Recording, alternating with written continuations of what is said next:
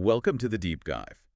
Today we're jumping straight into a really fascinating document, Fairfax Financial's 2013 shareholder letter. Yeah, and it presents this real puzzle right up front, doesn't it? It really does. It's a paradox. They call 2013 an excellent year, say they compounded intrinsic value significantly. Right. But then you look at the numbers they actually reported. A huge after-tax net loss, $565 million, and book value per share down 7.8%.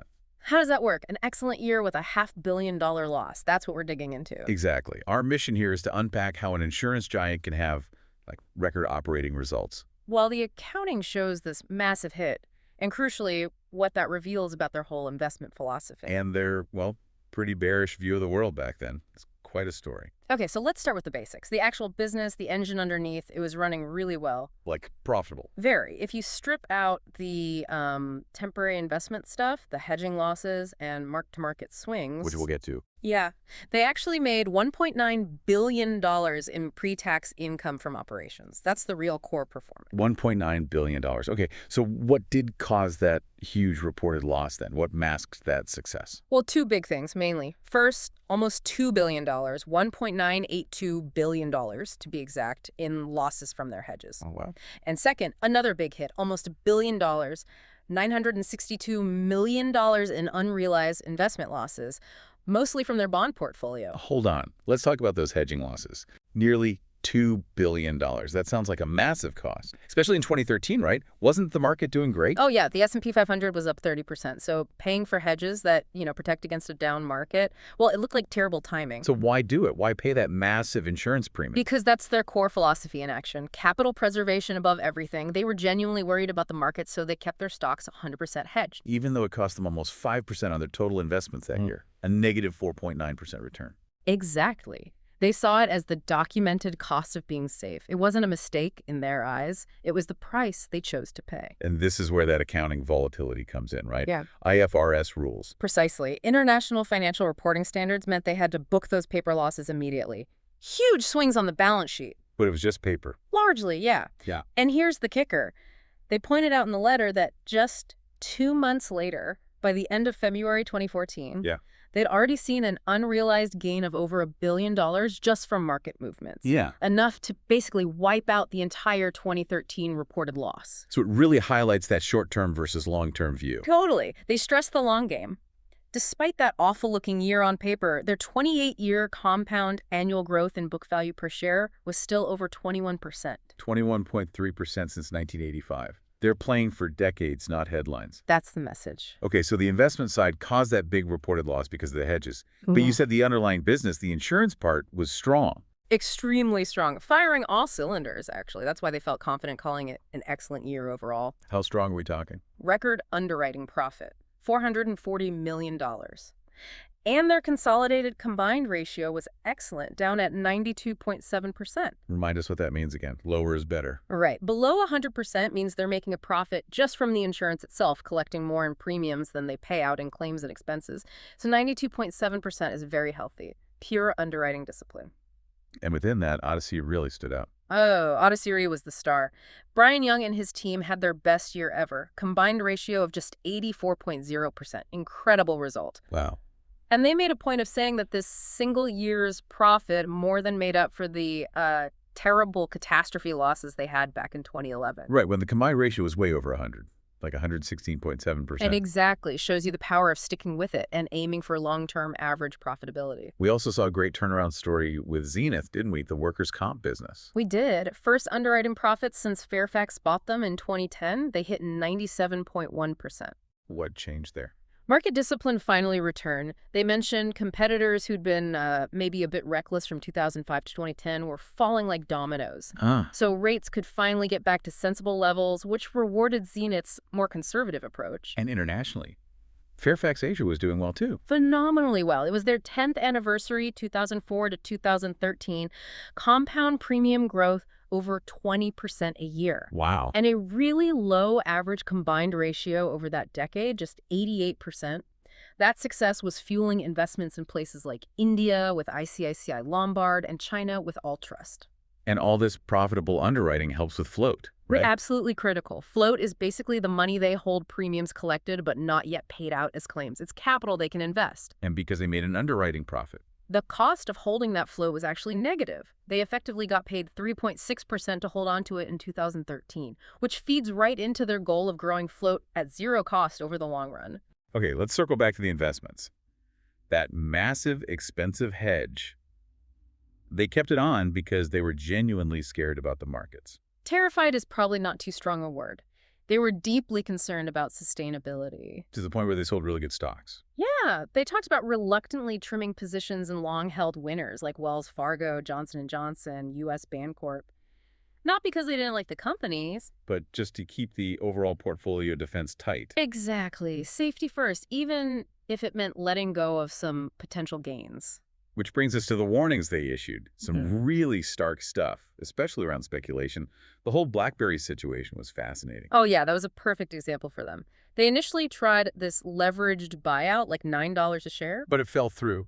Due diligence showed the debt would be too much for BlackBerry to handle, so they pivoted, led a $1.25 billion convertible debt deal instead. And brought in John Chen, the turnaround guy. That was key. But the comparison they drew, that really highlighted the market craziness they saw. You mean BlackBerry versus Twitter? Right. Twitter goes public. Market cap, $39 billion. And it had lost, what, $645 million cumulatively? While BlackBerry, which they were investors, was trading at a $3 billion market cap. But it had $8 billion in revenue and $2.6 billion cash on hand. Yeah, it is quite a disconnect. It crystallizes the absurdity they saw in 2013 valuations. And they didn't stop there. They mentioned Tesla, too. Yep, $31 billion market cap, having sold fewer than 23,000 cars that year. And the Facebook WhatsApp deal. $19 billion for a company with maybe $20 million in revenue. Their conclusion was blunt. This sort of speculation will end very badly. So it wasn't just tech bubble fears. It was broader. Much broader. Yeah. Deep macro worries. They pointed to sky-high U.S. debt-to-GDP ratios. Okay. And really weak economic growth in the West, despite all the stimulus. The U.S. had only averaged like 2.3% real growth since the '09 crisis. And deflation fears, like Japan. Yeah, they referenced Japan's, almost 2 decades of deflation after its own bubble burst. Yeah. Serious warning sign for them. But the biggest warning, the one they really drilled down on, was China, right? The real estate bubble there. Oh, absolutely. The numbers they quoted were just staggering. Like what? Get this. Between 2008 and 2012, China added 5.9 billion square meters of commercial building. Billion. How much is that? It's like building the equivalent of more than 50 Manhattans in 4 years. That's unsustainable. Completely. They mentioned ghost cities like Yinchuan, a city of 1.2 million people with something like 30 million square meters of empty apartments available. Just sitting there empty. Yeah. And the scary part was how it was financed. Unrestrained credit growth, fueling this massive shadow banking system. How big? They estimated it at $4.7 trillion. That's over half of China's GDP at the time. Wow. And the warning was stark. If or when those credit flows reverse, it would have very significant ramifications for the world economy. No soft landing expected. So how did they position for that deflation risk? Did they do anything specific? They did. They significantly increased their holdings of CPI-linked derivatives, basically inflation-deflation insurance contracts. How much? They boosted the nominal exposure by over 70% in 2013 alone, explicitly calling it an insurance policy against deflation. Okay, so on one hand, they're bracing for global economic winter with these hedges and derivatives. Right. Very defensive on the investment side. But on the other hand, they were still actively buying businesses, weren't they? Growing the company. Oh, yeah, absolutely. They were still focused on building long-term intrinsic value through acquisitions, both in insurance and outside of it. What were some of the insurance deals in 2013? Smart niche stuff, mostly. They bought Hartville, which is a pet insurance MGA managing general agent. Cost about $34 million, tucked into Crum & Forster. Pet insurance. Interesting. Yeah, growing market. Yeah. And they also bought American Safety for $317 million. They specialize in environmental liability insurance. That bolstered both Crum & Forster and Odyssey. And outside insurance. India seemed like a big focus. It was. They used their majority stake in Thomas Cook India, 71% ownership, as their main vehicle there. And bought what through that? Some diverse businesses. Ikea Human Capital Solutions was a big one, HR services, employing something like 65,000 people. Wow, that's significant. And also Sterling Resorts, a timeshare business. Interesting thing there is they explicitly said they bought it based on future free cash flow potential. Classic value investing approach. And then there was the surprise move into Canadian restaurants. That seemed different. It was definitely a big domestic push. Paul Rivett, who became president that year, was key here. They merged prime restaurants into KRA operations. KRA owns brands like Swiss Chalet, Harvey's, Yeah, big Canadian names, right? exactly. Fairfax ended up with a 49% stake in that combined group. And then they also bought 51% of Keg Restaurants, the steakhouse chain. So suddenly they had a huge restaurant portfolio. Huge. Over 900 locations, employing around 44,000 people across Canada. A major non-insurance asset base built right when they were most cautious globally.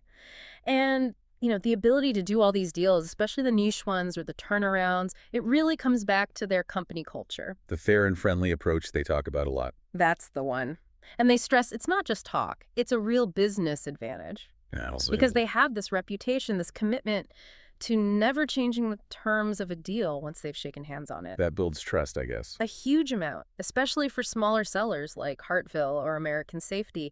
They trust Fairfax will treat their people and their brand well. It makes Fairfax an acquirer of choice. Makes sense. The letter also mentions some leadership changes, right? Paul Rivett becoming president. Yep. Formally recognizing his role, especially in those non-insurance deals like the restaurants. And they also praised Andy Barnard for his leadership on the global underwriting side, building that next layer of management. And they always emphasize employee ownership, too. They do, and they gave a great specific example. An employee who'd put a maximum into the employee share ownership plan since it started. Yeah. Their shares would have been worth about 1.3 million Canadian dollars by the end of 2013. That's serious alignment between employees and shareholders. Exactly. And finally, they touched on their philanthropy. It's decentralized, 1-2% of pre-tax profits given by local managers. Plus an employee matching program. Right. Added up to over $12 million in donations just in 2013. It's baked into how they operate. Hashtag, outro. So wrapping this all up, what's the big takeaway for you, the listener, from this deep dive into 2013? Well, I think it really shows a company absolutely laser-focused on compounding value over the very long term. Yeah, and willing to look, frankly, pretty bad in the short-term numbers to achieve that. That $565 million loss. Huh.